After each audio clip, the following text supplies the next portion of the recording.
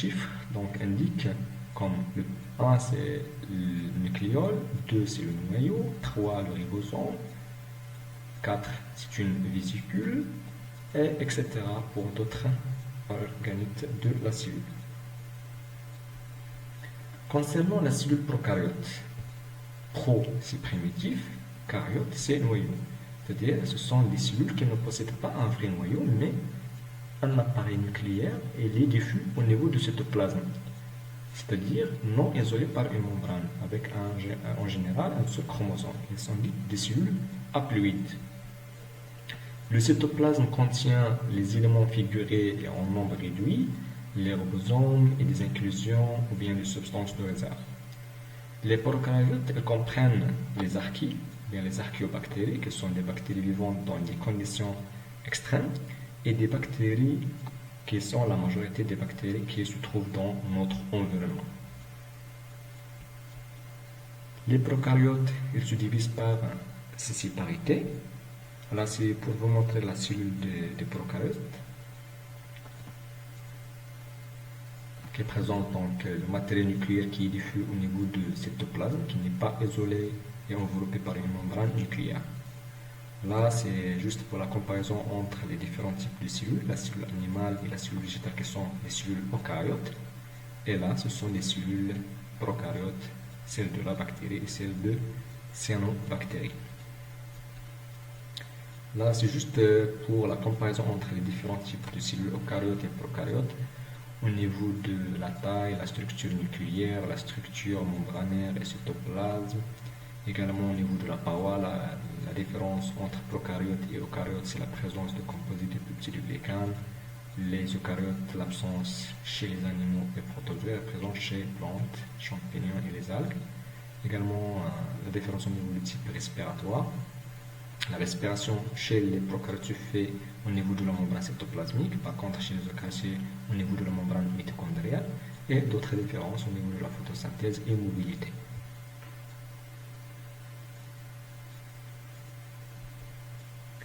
On passe maintenant donc au deuxième axe, c'est taxonomie et nomenclature des. Elle permet d'établir des groupes naturels d'organismes appelés les taxons, mais ce qu'on appelle les filons, et qui présentent des caractères communs. C'est quoi l'objectif de cette taxonomie? L'objectif c'est pour classifier donc, les bactéries, pour classer les bactéries donc, sur la base de leur similitude en groupe ou bien en taxon.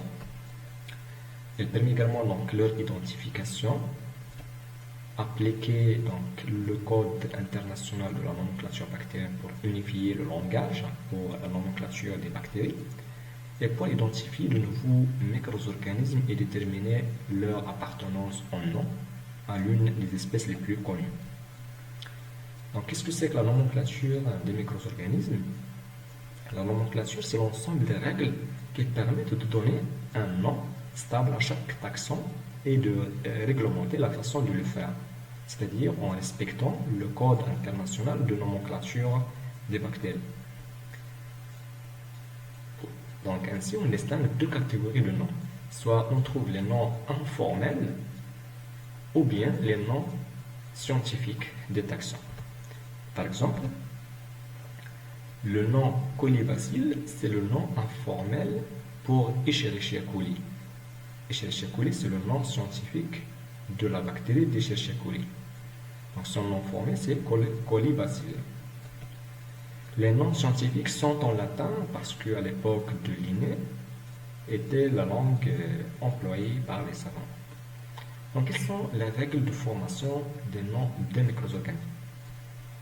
Le système de nomenclature des organismes utilisé aujourd'hui a été mis au point en 1735 par Carl Linné. Et suivant la nomenclature scientifique, la population de chaque organisme est formée de deux mots. C'est ce qu'on appelle la nomenclature binomiale du Linné. Voilà, donc la nomenclature binomiale, le nom de chaque micro-organisme est formé par deux fragments. Le premier, c'est le nom du genre, sa première lettre doit être écrite en majuscule, et le second, épithète spécifique, donc c'est le nom descriptif, sa première lettre doit être écrite en minuscule. Et les deux termes forment le nom scientifique de l'espèce et elles doivent être écrits en italique ou bien souligné. Donc le nom doit être écrit en italique ou bien souligné. Donc toujours le nom des bactéries, c'est en italique ou bien souligné. Donc un système de classification biologique est aussi basé sur une hiérarchie taxonomique. Les échelons hiérarchiques sont l'espèce, qui est égal, ou bien l'espèce c'est un groupe de micro-organismes présentant en commun le plus grand nombre de caractéristiques semblables, et l'espèce est l'unité de base de tout système de classification. Et un groupe d'espèces qui sont semblables forme ce qu'on appelle le genre. Un groupe de genres semblables forme ce qu'on appelle la famille. Un groupe de familles semblables donne l'ordre.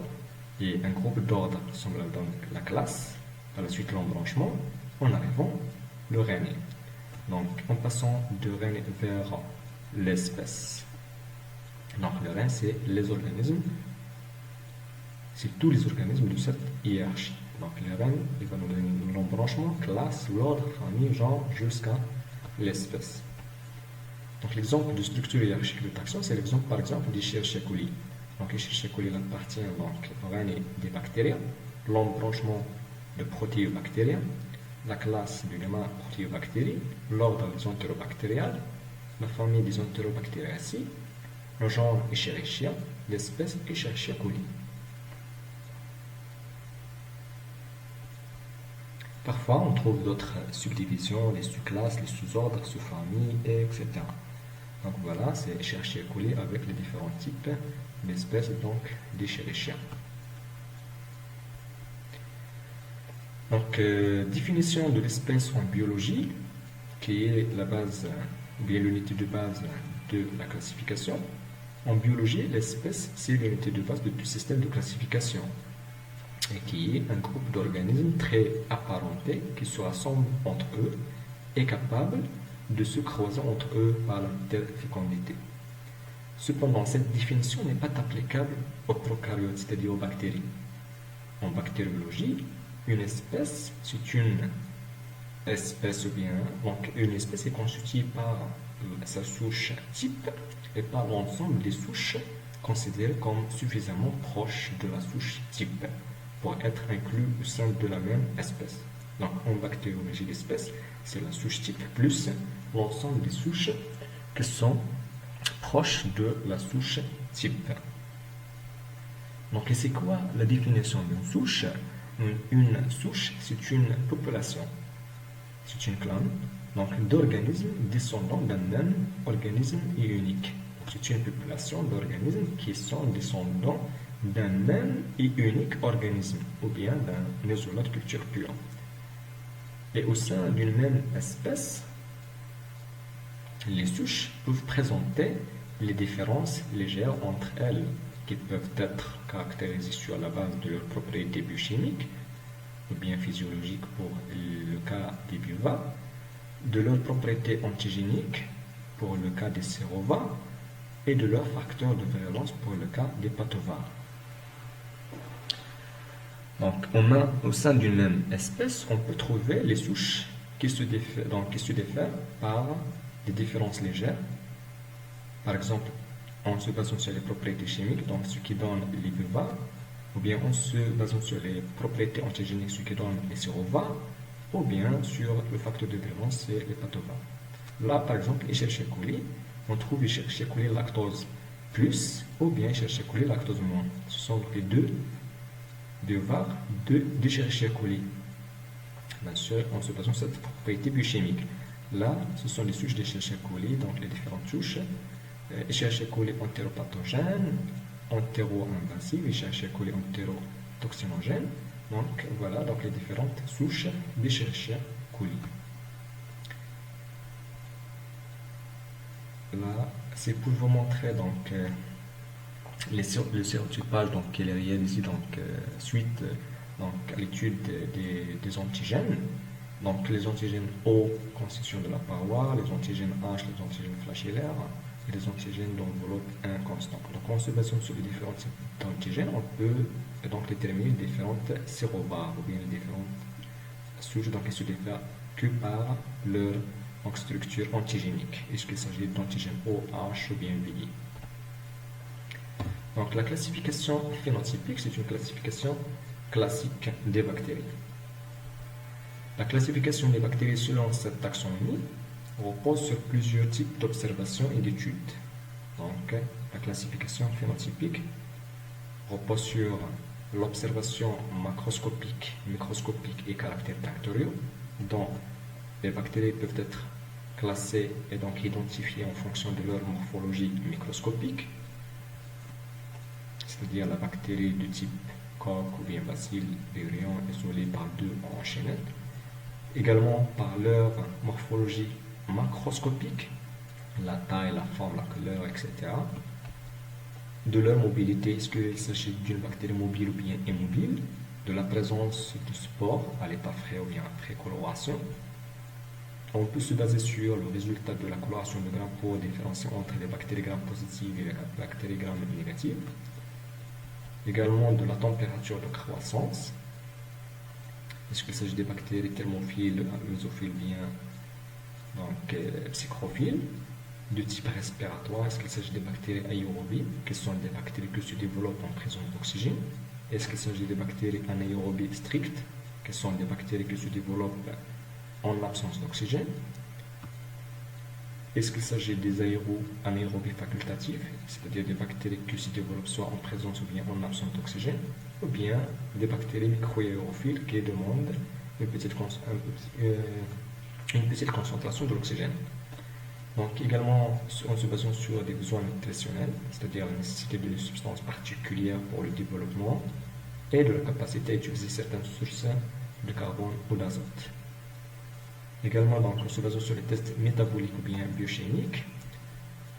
Dans ce type de test, on cherche la présence d'enzymes, l'oxydase, catalase, la dégradation de l'uryle, de l'esculine, la transformation du lactose et la production de gaz, l'utilisation de différents sucres comme source de carbone, et l'utilisation de citrate, la production d'acétone. Donc, on peut utiliser ces tests métaboliques biochimiques en utilisant ce qu'on appelle les galeries AP, qui contient 20 tests biochimiques, donc qui permet d'identifier et de classer les bactéries. Et également, on peut donc se baser sur des critères immunologiques, sérotypage. Et c'est quoi le sérotypage? Le sérotypage est basé sur la réaction spécifique antigène-anticorps.